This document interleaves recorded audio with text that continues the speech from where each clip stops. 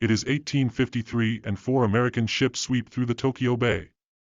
Japan has been living in isolation for around 200 years, and the Americans decided that it's time for them to re-establish trade with the rest of the world.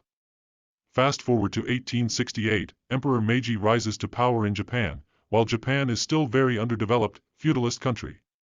Meiji came to power by revolution, overthrowing feudals that held back the country for a very long time. This would be the start of a new era in Japan, also known as Meiji Restoration. During this era, Meiji centralized government and power. He restored the imperial rule, and under his rule, Japan rapidly industrialized, adopted Western ideas and production methods. The market economy was restored and military reform was made. Japan saw great industrial growth. The Empire of Japan was growing its imperial ambitions and strengthening its economy, stability, and military. By around 1895, Japan was comparable to other world powers and ultranationalistic spirit was growing. Japan was developing as a modernized militaristic country. Japanese people wanted a tough foreign policy and aggression towards Korea. Russia was a major imperial power by the time. Russian Empire was growing its ambitions towards the east. Starting from the 1880s, China and Japan were competing about influence on Korea. In 1884, there was a conflict between Japan and China in Korea, Seoul. It ended with a peace treaty, which gave Japan island of Taiwan and Liaodong Peninsula. After the treaty, Russia, France, and Germany forced Japan to withdraw from the Liaodong Peninsula. Japan did not withdraw. In 1897, Russia occupied the Liaodong Peninsula. In Japan, this was seen as anti-Japanese move. In 1898, China gave some territories to Russia and they signed a convention. Russia was growing influence in China and Korea, so the Japanese wanted to attack before it was too late. Russia was building railways to China and mobilizing its troops in Manchuria. Korea would be the main target along with Manchuria for the Japanese. Because Japanese needed resources, bigger sphere of influence and living space. Russia wanted Manchuria to prevent the Japanese expansion and growing power. Japan and Great Britain formed an alliance in 1902. This would prevent France and Germany from helping Russia, and the Japanese would feel more free, and so would the British. Russia grew its interest in Korea. In 1903, Russo-Japanese negotiations were held, trying to peacefully end the crisis between two countries. Russia's interests were focused on Korea, while Japanese interests were mainly focused on Manchuria. During the negotiations, Russia was slowly scaling back its demands about Korea.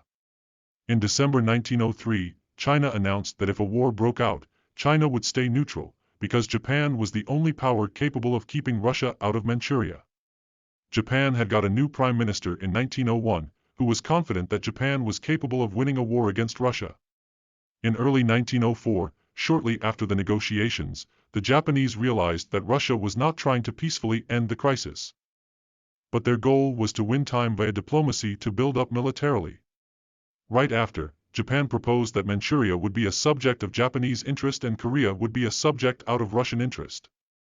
In early February 1904, Japan and Russia severed their diplomatic ties. On February 8, 1904, Japan declared a war on Russia and attacked Russian fleet. Port Arthur, on the Liaodong Peninsula in the south of Manchuria, had been fortified into a major naval base by the Russian Imperial Army.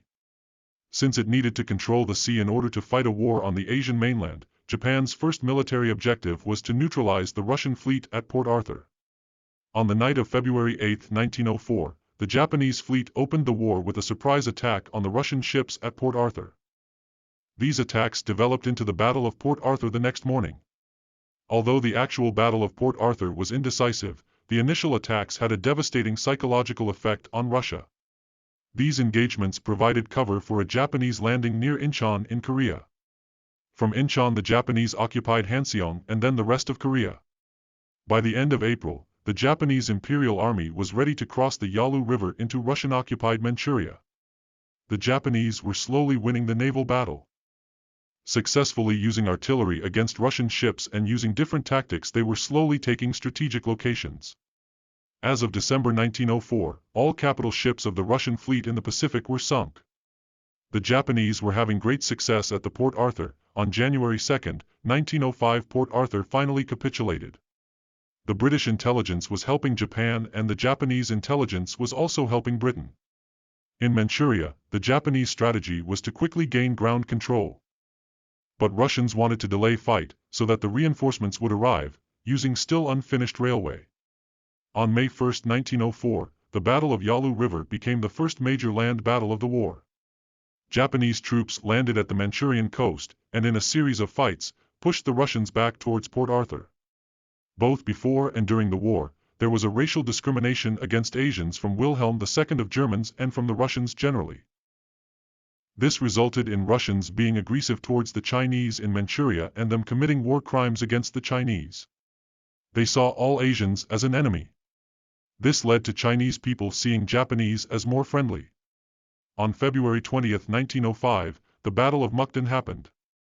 In the following days Japanese forces proceeded to assault the right and left flanks of Russian forces surrounding Mukden, along a 80-kilometer front. Approximately 500,000 men were involved in the fighting. Both sides were well entrenched and were backed by hundreds of artillery units. After days of fighting, added pressure from the flanks forced both ends of the Russian defensive line to curve backwards.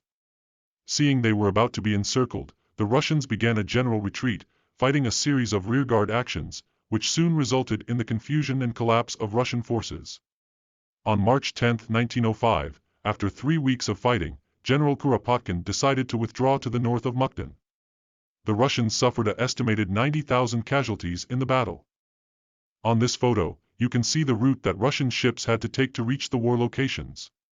The Russian ship was stopped at Madagascar and it had to reach Vladivostok port. The shortest route to Vladivostok had to go through Japan and Korea, which was dangerous. By the end of May, the 2nd Pacific Squadron was on the last step of its journey to Vladivostok, taking the shorter, riskier route between Korea and Japan, and traveling at night to avoid discovery. Unfortunately for the Russians, the 2 trailing hospital ships had continued to burn their lights, which were spotted by the Japanese.